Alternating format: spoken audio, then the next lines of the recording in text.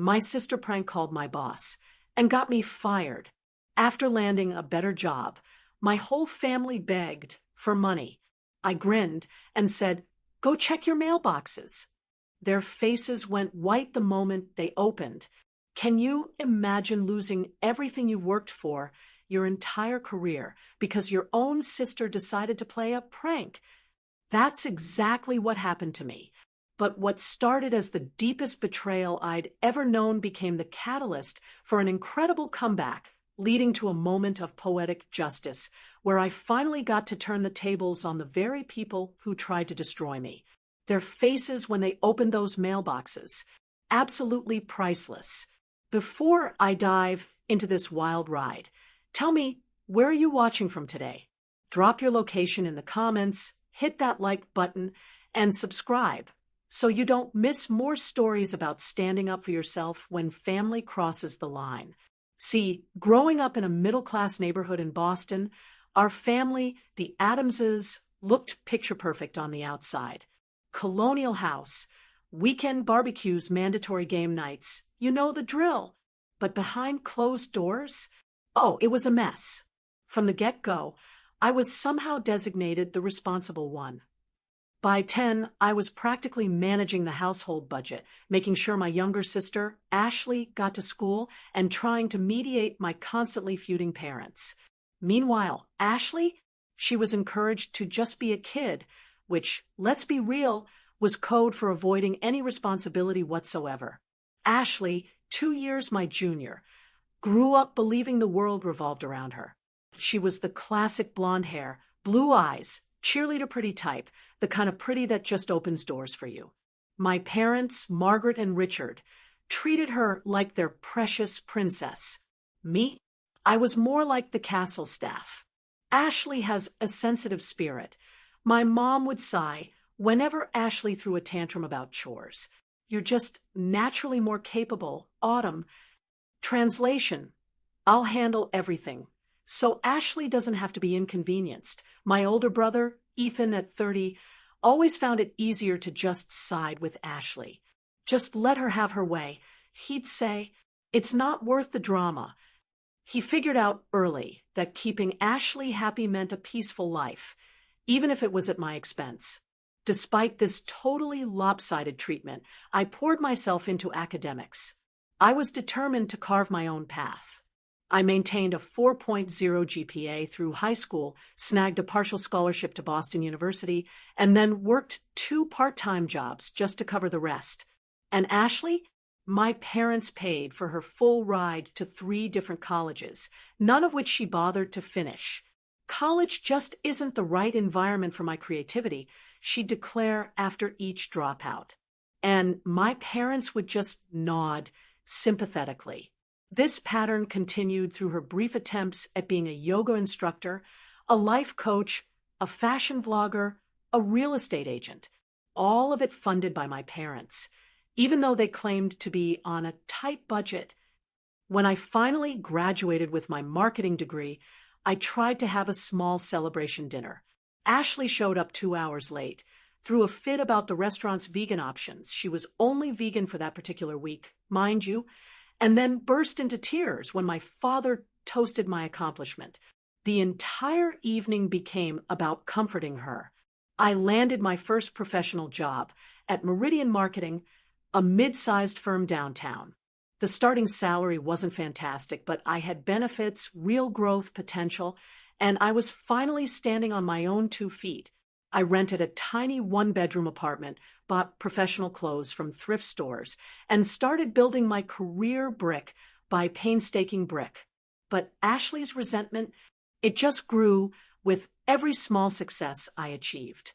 When I was featured in a local business publication for a campaign, she accidentally spilled red wine all over my only professional dress the night before a huge client meeting. When I was invited to speak at a marketing conference, she called me repeatedly during my presentation until I had to turn my phone off completely, which meant I missed an important call from my boss later. The absolute worst incident before everything imploded happened when I was interviewing for a position at a bigger firm. I'd laid out my interview outfit the night before. a navy blue suit I'd saved for months to buy. The morning of, I found it covered in foundation makeup that wouldn't come out. Ashley, of course, claimed she'd just been looking for a tissue in my room and must have knocked over her makeup. I missed the interview. The opportunity vanished. Through all of this, I still tried to maintain a relationship with my family. Sunday dinners were mandatory in my parents' eyes, and I showed up dutifully, enduring Ashley's backhanded compliments and my parents' subtle dismissals of my achievements. Marketing isn't really changing the world, though, is it? My father would say after I shared news of a successful campaign. But when Ashley announced her latest scheme to become an influencer, they were all enthusiasm and support. I just swallowed my frustrations, kept the peace, and focused on building my career at Meridian. After 2 years of consistent performance, I was being considered for a junior management position. This promotion would mean a significant salary increase, more creative control, and, honestly, the validation that my hard work was finally paying off. What I didn't realize was that Ashley had been watching my progress with growing bitterness, and she was about to take drastic action to derail everything I'd worked so hard to build. 2.5 years at Meridian Marketing, and I was finally hitting my stride. My client retention rate was the highest in the department, and I brought in 3 new major accounts in just the last quarter. My boss, Victoria Pearson, had started inviting me to leadership meetings, dropping hints about my future with the company. The promotion to junior marketing director was within reach. It had opened up when Derek, my mentor, took a position in Chicago. Victoria had asked me to prepare a presentation outlining my vision for the department, essentially an audition for the role. I spent weeks on it, staying late, fine-tuning every slide, practicing my delivery until I could do it in my sleep. The presentation was scheduled for a Thursday morning with the executive team. Wednesday night, I called my family to cancel our usual Sunday dinner, explaining I needed the weekend to prepare. "Of course your job comes first," my mother said with that familiar passive-aggressive sigh. Ashley was planning to announce some big news, but I suppose that can wait. I felt the familiar guilt rising, but I stood my ground. "This is really important, Mom. I'll make it up to Ashley next weekend." Later that night, Ashley called. "Way to ruin my special announcement," she snapped, no preamble. "I'm sorry, Ash. What's your news?" "Wouldn't you like to know?" she sneered. "Some sister you are, always thinking about yourself and your precious career." I tried to explain how vital this presentation was, but she just hung up on me. I felt uneasy as I went to bed, but I pushed the feeling aside. I had to focus on tomorrow. Thursday morning, I woke early, put on my best suit, a charcoal gray one I'd splurged on for important client meetings, and headed to the office an hour early to set up the conference room. When I swiped my key card at the building entrance, it flashed red. Denied. I tried again. Same result. Thinking it was just a system glitch, I called reception. Donna, the receptionist, sounded strange. "I'm sorry, Miss Adams, but I've been instructed not to let you in. Miss Pearson would like you to call her directly." Confused and an icy dread starting to creep in, I called Victoria. Her normally warm voice was now ice cold. "I'm extremely disappointed in you, Autumn. After everything we've built, to throw it away like this is beyond unprofessional." "Victoria, I don't understand. Don't insult me by pretending. You called me at 11:30 last night, clearly intoxicated, saying you were quitting effective immediately. You said, and I quote, 'The company is a joke, and you're the biggest joke of all.' You made racist comments about our clients and said vile things about your colleagues. I recorded the call, as company policy requires, so don't bother denying it." My blood ran cold. "Victoria, that wasn't me. I was home preparing for today's presentation. I would never say that. Autumn, your personal belongings will be couriered to your home address." Your final paycheck will be processed according to state law. Do not attempt to enter the building again, or we will involve security. The call ended. I stood on the sidewalk outside my office building, dizzy with shock and confusion. People I'd worked with for years walked past, averting their eyes, or giving me looks of utter disgust. Finally, Brian from accounting cautiously approached. Autumn, you should go home. Everyone heard about the call. Brian, I didn't make any call. Someone is impersonating me. He looked uncomfortable, but handed me his phone. Someone recorded part of it, and it's been shared around the office. Listen. I heard a voice that sounded horrifyingly like mine, slurring words, saying terrible things about Victoria and the company, using language I would never use. The voice was similar, but with slight differences. Only people who knew me intimately would notice. That's when it hit me. Ashley. She could always do a perfect impression of me. A talent she'd used to call my high school crushes and embarrass me, or to prank my friends. Brian, that's not me. That's my sister. She can mimic my voice. The pity in his eyes told me he didn't believe me. Just go home, Autumn. Don't make this worse. Security arrived and escorted me off the property. As I walked home in a daze, my phone buzzed with a text from a number I didn't recognize. One of my colleagues sharing a recording of the call. I forced myself to listen to more of it, confirming my suspicions. The cadence, certain phrases. It was definitely Ashley's imitation of me, though convincing enough to fool my boss. I went straight to my parents' house, knowing Ashley would be there. She was sitting in the kitchen with my mother, scrolling through Instagram filters, completely oblivious. You called my boss pretending to be me, I said, my voice shaking with a rage I barely recognized. You got me fired. Ashley looked up, momentarily startled, before her face settled into innocence. What are you talking about? Don't lie to me. You called my office last night, imitated my voice, and got me fired the day of my big presentation. My mother stepped between us, that familiar peacemaker stance. Autumn, calm down. Why would Ashley do something like that? Because she's always been jealous of me, because I was about to get promoted, because she can't stand to see me succeed. Ashley's facade cracked slightly. A smirk flashed across her face before she burst into crocodile tears. I was just playing a joke. I didn't think they'd actually fire you. I was going to call back today and say it was a prank. My father entered the kitchen. What's all this shouting? I explained what had happened, even showed him the recording on my phone. Instead of being horrified, he just frowned at me. You're overreacting. Ashley made a mistake. She didn't mean any harm. A mistake? She deliberately got me fired. My reputation in the industry is ruined. No one's going to hire me after this.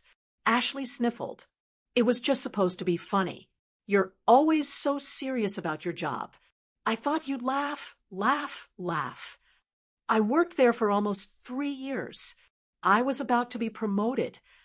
My mother put her arm around Ashley. You know, your sister has a different sense of humor.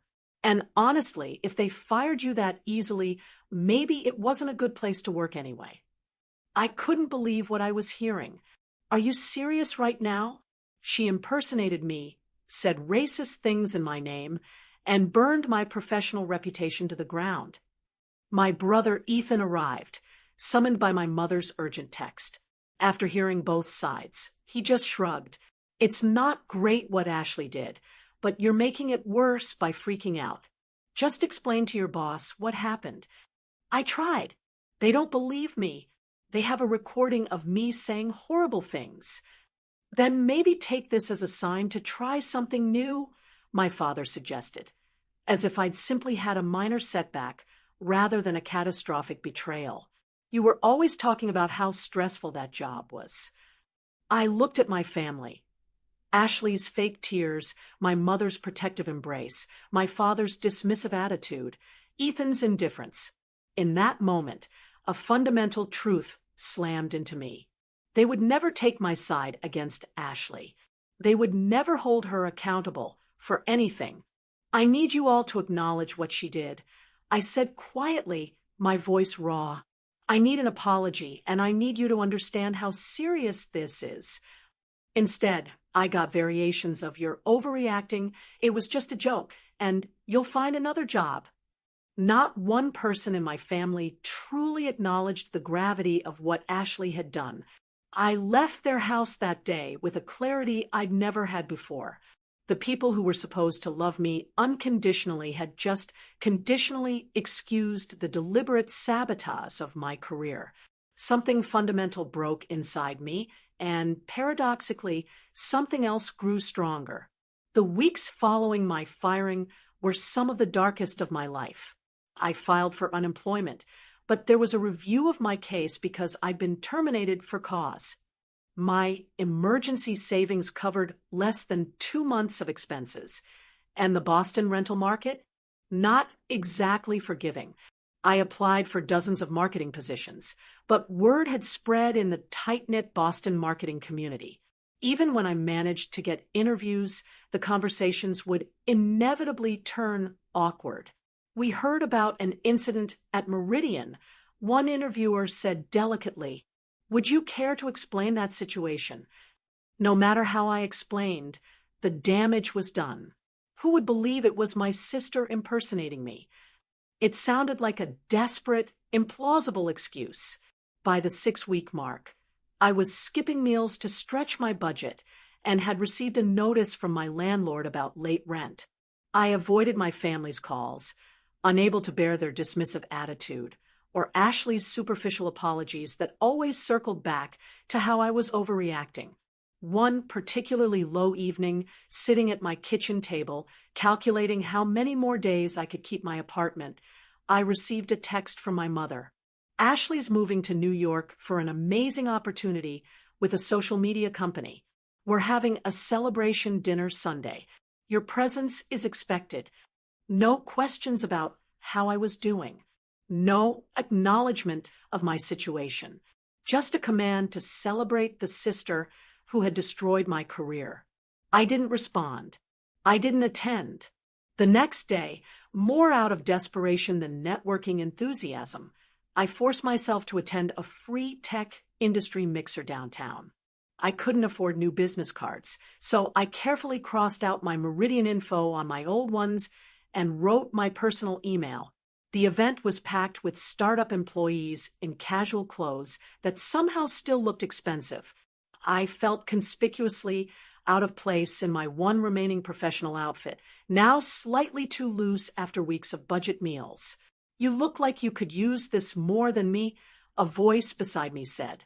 A woman in her 50s with silver-streaked black hair held out a glass of wine. "Open bar is the only reason half these people show up anyway." That obvious? I attempted a smile, accepting the glass. "I'm Elaine Winters," she said, extending her hand. "Autumn Adams. Currently between opportunities." Honest.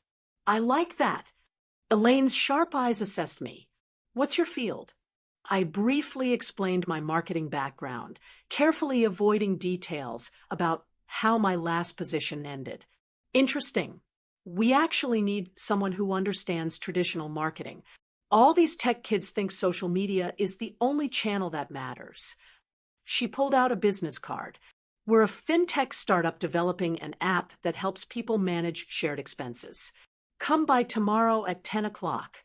I can't promise anything glamorous, but we need smart people who understand how to communicate with audiences over 30. I stared at the card. Just like that. Just like that. I trust my instincts about people. Always have. She gestured around the room. "Everyone here is trying to be someone. You're just trying to survive. That kind of hunger is valuable." The next day, I arrived at Nexus Technologies' office, a converted warehouse with exposed brick and too many plants. The position Elaine offered was several steps down from my previous role, essentially a marketing coordinator, when I'd been on track for a directorship. The salary was barely enough to cover my expenses, but it was something. A lifeline when I was drowning. "I should warn you," I said during the interview. I left my last position under difficult circumstances. Elaine waved it away. "We're a startup. Everyone here has a past. What matters is what you bring to the table now." I accepted on the spot. The work was initially mundane, creating basic marketing materials, managing social media, writing blog posts about financial management. But the environment was nothing like Meridian's corporate structure. Ideas were valued no matter who suggested them. Failures were treated as learning opportunities, not career-ending mistakes. 3 weeks in, during a brainstorming session about how to market their app to non-tech-savvy users, I suggested developing a series of animated explainer videos featuring relatable characters navigating awkward money situations between friends and family. "That's actually brilliant," said Noah, the skeptical product manager, who rarely approved marketing ideas. "We've been so focused on the technical features, we forgot about the emotional component of lending and borrowing." Elaine gave me a small nod of approval, and I felt something I hadn't experienced in weeks: competence, value, purpose. My tiny apartment became my sanctuary. I deleted social media to avoid seeing updates from my family or former colleagues. I started journaling, processing my feelings of betrayal and abandonment. I adopted a rescue dog, a nervous one-eyed terrier mix named Bella, who had also been discarded through no fault of her own. Gradually, I built a routine: early mornings with Bella at the dog park, work at Nexus, evenings spent learning about fintech and app development, so I could contribute more effectively. I made one friend, Madison, the office manager at Nexus, who invited me to a weekly trivia night. "Family drama," she said when I vaguely explained why I always declined invitations that fell on Sundays. "Been there. My brother stole my identity and ran up 20 grand in credit card debt when I was in college. How did you handle it?" I asked. "Press charges," she said matter-of-factly. "Haven't spoken to him in 7 years. Best decision I ever made." Her straightforwardness was refreshing after years of my family's emotional manipulation. Madison didn't expect me to forgive toxic behavior in the name of family loyalty.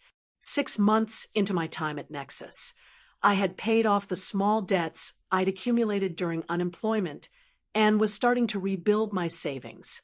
The company was gaining traction, user numbers steadily climbing. My explainer video series had received positive feedback and was credited with improving user retention. I still felt the ache of my family's betrayal, but it no longer dominated my thoughts. I was building something new, a life defined by my choices rather than their expectations. What I didn't realize was that this modest recovery was just the beginning. Nexus Technologies was about to take off in a way none of us anticipated, and my decision to take a chance on a struggling startup was about to change everything. Exactly 6 months and 2 weeks after joining Nexus Technologies, our small team gathered in the conference room for what we thought was a routine meeting. Elaine walked in with a bottle of champagne, followed by the CEO, Daniel, who was rarely in the office. "We did it," Elaine announced, popping the cork with practiced ease. "Venture capital funding, $15 million. The room erupted in cheers.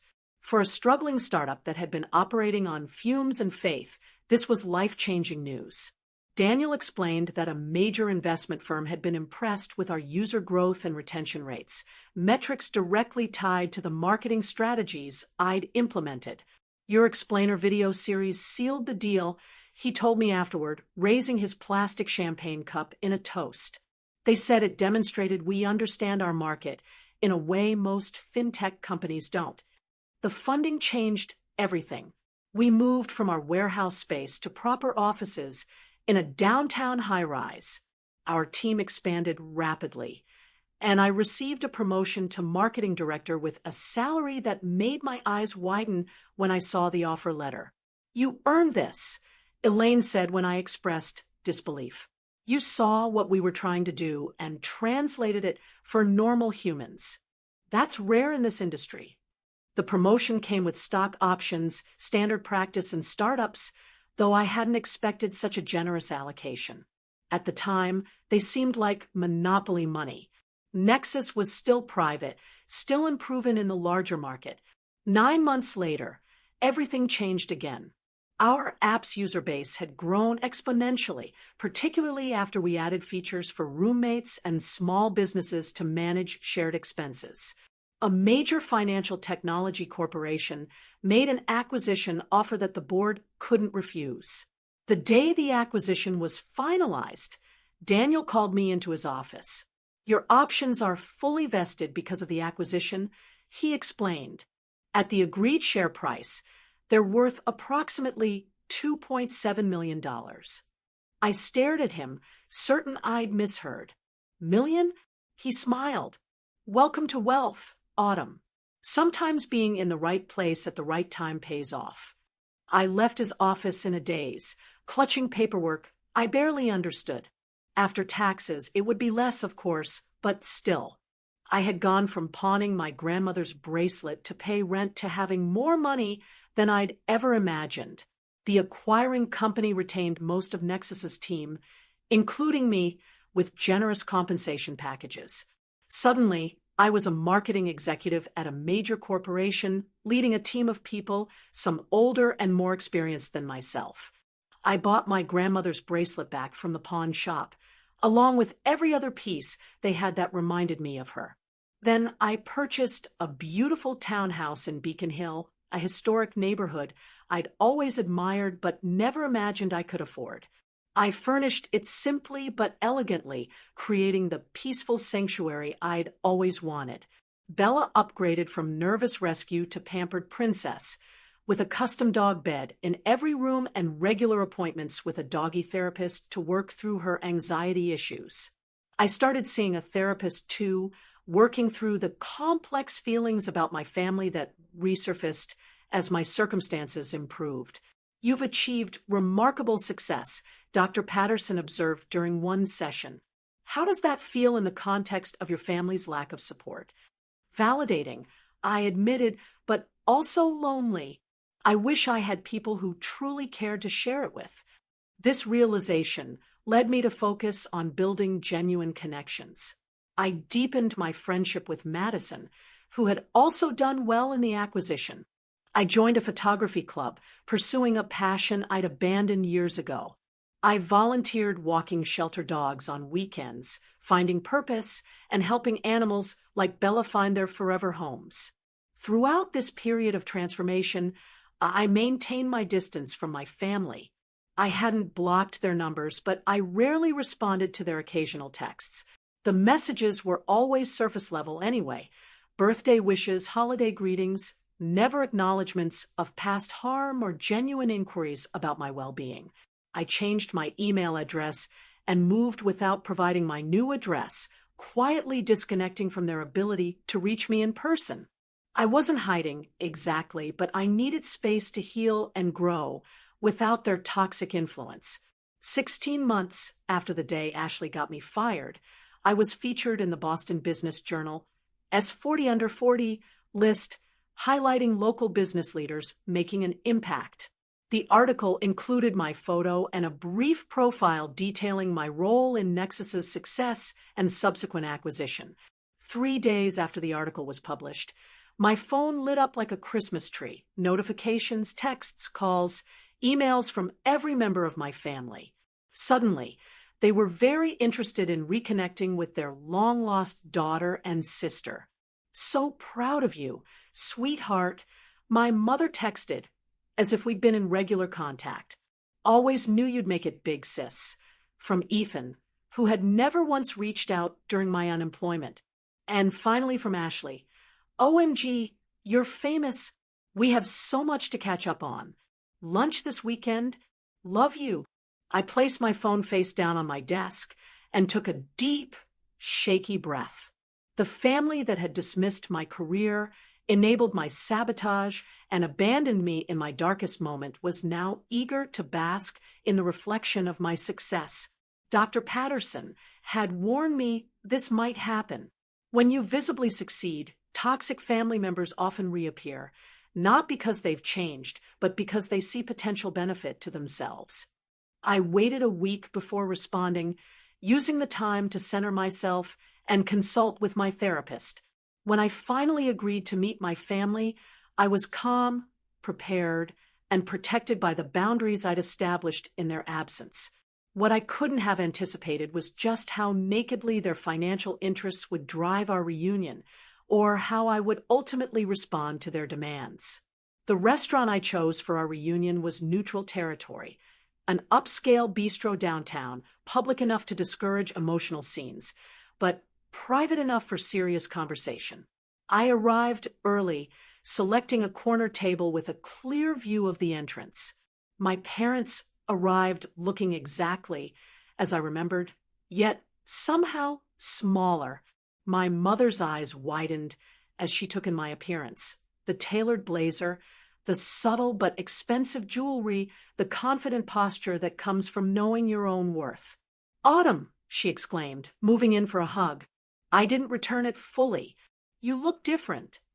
"Professional success agrees with me," I replied, gesturing for them to sit. My father's handshake was firmer than usual. "Always knew you had potential. Kiddo, just needed the right opportunity." The cognitive dissonance was staggering. This was the same man who had dismissed my career ambitions for years, who had told me my firing was probably for the best. Ethan arrived next, with a new girlfriend in tow, a wide-eyed woman he introduced as Kayla, who seemed inappropriately excited to meet me, given we were strangers. "Autumn's the tech executive I was telling you about," he said, his voice carrying just a bit too far across the restaurant. Finally, Ashley made her entrance, 20 minutes late, as usual. She'd lost weight, changed her hair, and was wearing an outfit that looked suspiciously like it had been purchased specifically to impress me. "My successful sister," she squealed, drawing attention from nearby tables. "Look at you. We're practically twins now that I'm in the corporate world, too." I raised an eyebrow. "You're working in corporate now." "Well, I'm consulting for an influencer marketing agency," she said vaguely, "very similar to what you do, just more creative." The waiter took our drink orders, sparkling water for me, expensive wine for everyone else. I noticed how my father selected the priciest bottle on the menu without hesitation. The entitlement was already showing. For the next half hour, conversation remained superficial. My mother detailed renovations to their house. Ethan bragged about a promotion at his mid-level sales job, and Ashley described her almost famous social media presence. Not once did anyone ask substantive questions about my life or acknowledge our estrangement. It was during the main course that the true agenda emerged. "So, my father said, refilling his wine glass, your mother and I have been thinking about retirement." "That's nice," I replied neutrally. "The thing is," he continued, "the market hasn't been kind to our investments. The house needs a new roof, and there's the matter of your mother's medical bills from last year." I frowned. "Medical bills? What happened?" My mother looked surprised that I would ask. "Just some routine tests. Nothing serious. But insurance doesn't cover everything. You know," this was the first I'd heard of any health concerns, despite this supposedly being last year. Anyway, my father pressed on. "We've been looking at our options, and we're wondering if you might be in a position to help us out, just until the market recovers." And there it was, the real reason for the reunion. "What kind of help were you thinking of?" I asked, though I already knew. "Well, with your new position, the article mentioned a successful acquisition. We thought perhaps a small loan." He named a figure that would have been my entire annual salary at Meridian. Before I could respond, Ethan jumped in. "Speaking of opportunities, I've been developing a business plan." He pulled out a folder containing 3 poorly formatted pages. It's an app that connects dog owners for playdates. Like Tinder, but for dogs. Sounds like the dog park, I observed dryly. No, it's completely different, he insisted. All I need is seed funding. About half of what Mom and Dad need should cover initial development. I noticed Kayla's eager nodding. Clearly, she'd been promised a role in this imaginary company. Ashley, not to be outdone, placed her hand on mine. I know we've had our differences. Autumn. That silly phone prank. Water under the bridge, right? My jaw tightened at her characterization of the deliberate sabotage that had upended my life. The thing is, she continued, oblivious to my reaction, I'm this close to making it big as an influencer. She held her thumb and forefinger a millimeter apart. I just need professional equipment and a proper studio setup. Maybe 50,000. I'll pay you back with endorsements for your company. I looked around the table at my family, these people who had dismissed, sabotaged, and abandoned me, now united in their expectation that I would finance their lives. Let me understand, I said carefully. You want me to give you money? After everything that happened. My mother's expression turned wounded. Sweetheart, we're family. Families help each other. Where was that family spirit when Ashley got me fired? When I was skipping meals to pay rent? You're still upset about that? Ashley rolled her eyes. It was over a year ago, and clearly it worked out for the best. No thanks to any of you, I replied. My father leaned forward. Look, Autumn, we raised you. Put a roof over your head, food on the table. Is it so wrong to expect some gratitude now that you've made it? The entitlement was breathtaking. In their minds, my success wasn't something I'd earned despite their sabotage and lack of support. It was something they deserved to benefit from. I need time to think about this, I said finally, signaling for the check. Don't take too long, my father said. The roof won't fix itself. I paid the exorbitant bill without comment and left the restaurant with a promise to be in touch. In the car, I leaned my head against the cool window and let the tears come. Not for the money they wanted, but for the family I'd never really had. Over the next week, the messages increased in frequency and urgency. My mother sent photos of water damage from the supposedly leaking roof.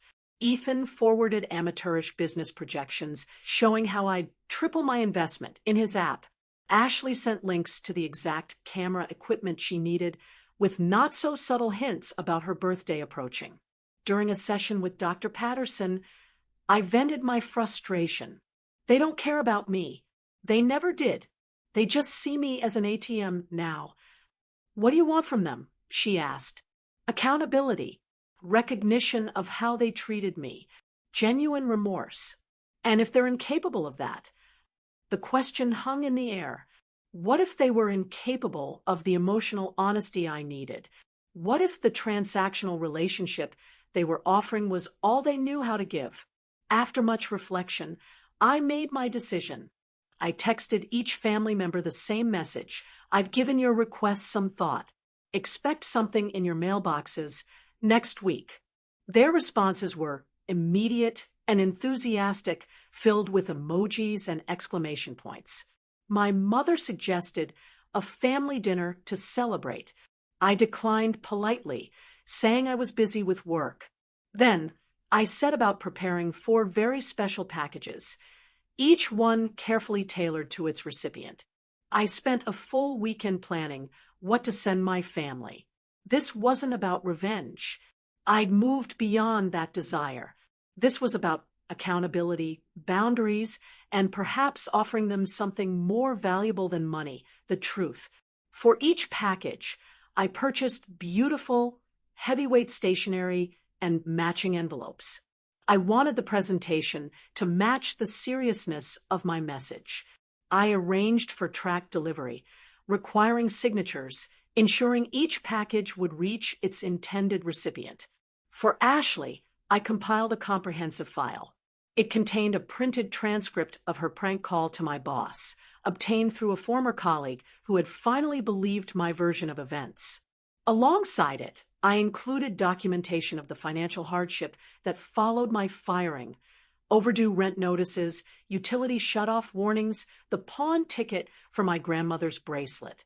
I added screenshots of texts she'd sent during that period, dismissing my situation as not that bad and suggesting I just get another job. I included a letter from my therapist with personal details redacted, outlining the psychological impact of workplace sabotage and family betrayal. Finally, I added confirmation of a $5,000 donation made in Ashley's name to a workplace bullying prevention organization. The donation came with mandatory attendance at their next awareness workshop. I included a personal note. Ashley, you've shown me who you are repeatedly throughout our lives. The phone call that cost me my job wasn't a prank or a joke. It was deliberate sabotage, born of jealousy and entitlement. I don't believe you're capable of genuine remorse, but perhaps this donation in your name will help others avoid experiencing what I did. I've forgiven you for my own peace, but forgiveness doesn't mean financing your lifestyle or maintaining a relationship that harms me. I wish you growth and self-awareness. For my parents, I created a different package. It contained financial literacy books, retirement planning guides, and contact information for legitimate financial advisors. I included property records showing they had refinanced their house 3 times in the past decade, despite claiming financial prudence. I added a spreadsheet showing that if they'd invested the money they spent on Ashley's failed ventures, they would have more than enough for retirement and home repairs. Most significantly, I included a detailed letter documenting every instance I could remember of their emotional favoritism, their dismissal of my achievements, and their enabling of Ashley's behavior. I paired each example with research on family dynamics and emotional neglect, highlighting the patterns they had established. Their note read, Mom and Dad, I'm not the family bank, and my success doesn't obligate me to fund your retirement or compensate for poor financial decisions. The roof didn't suddenly start leaking the day my business success was published. I've included resources that will actually help your situation, along with the name of a family therapist who specializes in healing damaged parent-child relationships. If you ever wish to develop a genuine connection based on mutual respect rather than financial expectation, that would be my preferred investment. For Ethan, I created a package addressing his pattern of taking the path of least resistance. I included a proper business plan template with annotations showing the gaps in his dog app concept. I added market research on the pet industry and statistics on startup failure rates. I included a gift certificate for career counseling sessions and contacts for legitimate small business incubators in Boston. His note was shorter. Ethan, you've always chosen the easiest path, including siding with Ashley and our parents regardless of right and wrong. I'm offering you something better than money, the tools to create your own success rather than attaching yourself to mine. I'd welcome a relationship with a brother who stands on his own and stands up for what's right, even when it's difficult. For Kayla, who I just met but who was clearly being pulled into the family dynamics, I sent a small gift card to a coffee shop with a simple note. Be careful whose family you marry into. Best wishes. Autumn. I sent all 4 packages on a Monday morning, then turned off my phone for the day, taking Bella for a long hike in the woods outside the city. I needed space from the inevitable fallout. When I returned and checked my messages that evening, the reaction was exactly as I'd expected: outrage, disbelief, and accusations of cruelty. My mother had left 7 voicemails, each more tearful than the last, oscillating between, "How could you embarrass us this way?" and "After everything we've done for you." My father's messages were colder, calling me ungrateful and selfish, threatening to tell the whole family how you've treated us. Ethan's response was a single text: "Low blow, sis. Real low blow." Ashley's reaction was the most extreme: a string of incoherent, Angry messages followed by a final text saying, "You'll regret this. Nobody treats me this way." I felt a strange calm as I listened to and read their responses. Not one of them engaged with the actual content of what I'd sent. Not one acknowledged the patterns I'd documented or expressed any interest in building a healthier relationship. They were angry because I had refused to be used, nothing more. That night, I sat on my balcony overlooking the Boston skyline, Bella curled contentedly in my lap. I felt lighter somehow, as if I'd put down a heavy burden I'd been carrying my entire life, the burden of seeking approval and love from people incapable of providing it. Dr. Patterson had warned me this might happen. Sometimes the most loving thing you can do for yourself and others is to hold up a mirror to dysfunctional patterns. They may not like what they see, but you've given them the opportunity to grow. Whether they would take that opportunity remained to be seen. In the meantime, I had my own life to live, one defined by genuine connections, meaningful work, and the family I chose rather than the one I was born into. The weeks following my mailbox surprises were predictably stormy. My parents enlisted extended family members to plead their case, resulting in calls from distant aunts and cousins I barely knew, all expressing shock at my cruelty to my loving family. What fascinated me was how the story had been reframed in these retellings. According to my relatives, I had become suddenly wealthy and refused to help my struggling family out of spite. Ashley's sabotage, my parents' enabling behavior, and the years of emotional neglect were conveniently omitted from this narrative. I maintained a simple, consistent response. There's more to this story than you've been told. I'm open to healing relationships based on mutual respect, not financial transactions. Most of these well-meaning intermediaries retreated when they realized I wouldn't be guilt-tripped into compliance. A few, however, expressed curiosity about my side of the story. When I shared selective details, their perspective often shifted dramatically.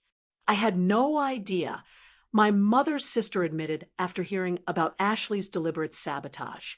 That's not a prank. That's destructive. My parents maintained their stance of wounded innocence, though their approach evolved from outrage to martyrdom. My mother sent a particularly manipulative email 3 weeks after receiving my package. "We've accepted that you don't want to help your family financially. That's your choice. Though it breaks our hearts, we only ask that you consider how this will look to everyone who knows us. A daughter with means refusing to help her aging parents. Is that really the reputation you want?" I didn't respond. The implicit threat of social consequences, always my mother's preferred control mechanism, had lost its power over me. Ashley's reaction took a different form. She launched a passive-aggressive social media campaign with thinly veiled posts about toxic family members and success-changing people.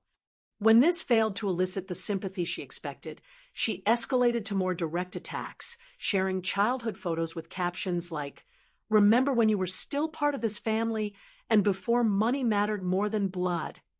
I blocked her accounts and moved on with my life. The most surprising response came from Ethan. 1 month after receiving my package, he sent a text asking if we could meet for coffee. Just the two of us. No Kayla, no parents, no Ashley. We met at a quiet cafe near my office. He looked different somehow, less polished than at our family dinner, but more authentically present. "I've been thinking about what you wrote," he began, turning his coffee cup in circles, "about taking the easy path." I nodded, but remained silent, giving him space to continue. "You're right," he admitted finally. "I've always gone along with whatever causes the least drama, even when I knew things weren't right." He took a deep breath. "What Ashley did to you, I knew it was wrong. I should have said something." It was the first acknowledgement from any family member that my experience was valid, and it nearly brought me to tears. "Why didn't you?" I asked softly. He shrugged, looking genuinely pained. "Habit, I guess. It was always easier to let Ashley have her way. And then, I don't know, it was like once we all took a position, we had to stick with it. Admitting we were wrong would mean facing how badly we treated you. We talked for nearly 3 hours that day. Ethan asked questions about my struggle after being fired, listened without defensiveness, and expressed genuine remorse for his role in my isolation. He didn't ask for money or favors, just the opportunity to build a more honest relationship. "I'm not asking you to forgive everyone," he said as we parted. "Just maybe consider that some of us are capable of change." It was a start, a small one, but genuine. We began meeting monthly for lunch, carefully avoiding family drama, and instead focusing on rebuilding trust through honest conversation. He enrolled in a business program at a local community college, determined to develop legitimate skills rather than chasing get-rich-quick schemes. 6 months after my packages were delivered, I received an unexpected email from Ashley. The subject line was simply, "I'm sorry." The message was brief, but startling in its departure from her usual communication. "The donation you made forced me to attend that workplace bullying workshop." I went planning to roll my eyes through the whole thing, but some of the stories people shared, they messed me up. I saw myself in the bullies they described. I'm not saying this changes anything between us, and I'm not asking for money. I just wanted you to know I'm starting to understand what I did to you. It wasn't a comprehensive apology or a promise of transformation, but it was the first time Ashley had acknowledged causing harm without immediately minimizing her actions. I responded with a simple, "Thank you for letting me know," leaving the door cracked without rushing to reconciliation. My parents remained entrenched in their position. At Christmas, they sent a card signed, "Your loving family," with no personal message, a performative gesture maintaining the fiction that they had done nothing wrong. I donated to a retirement planning nonprofit in their name and sent a card expressing hope that someday we might build a relationship based on mutual respect rather than obligation. As for me, life continued to flourish. My career advanced, my friendship circle deepened, and I found joy in mentoring young professionals navigating difficult workplace dynamics. I started dating again, cautiously at first, then with increasing openness as I learned to trust my own judgment about character. Bella and I settled into our peaceful townhouse, making it truly home. I reclaimed my passion for photography, capturing images that told stories of resilience and connection. Some evenings, sitting in my garden, watching Bella chase butterflies, I felt a contentment I'd never known possible. The quiet joy of living authentically, unburdened by the exhausting pursuit of approval from those incapable of giving it. The most profound lesson I learned through this journey wasn't about money or success or even family dynamics. It was about the liberation that comes from defining your own worth rather than accepting others' limited valuation. It was about the courage to stand in your truth, even when voices from your past insist you should acquiesce for the sake of peace. True peace, I discovered, doesn't come from appeasing those who would diminish you. It comes from building a life aligned with your own values, surrounded by people who celebrate rather than sabotage your growth. Sometimes the most loving thing you can send to someone's mailbox isn't what they want, but what they need. A mirror reflecting truth, an invitation to growth, a boundary that honors both your worth and their potential to become better. What about you? Have you ever had to establish difficult boundaries with family members who couldn't celebrate your success? Drop a comment below sharing your experience. How did you handle it? And what did you learn? If you found value in my story, please like this video and subscribe for more conversations about building healthy relationships and standing in your truth. Remember, sometimes the family we create through authentic connections nurtures us more than the one we're born into. Thank you for being part of my chosen community today.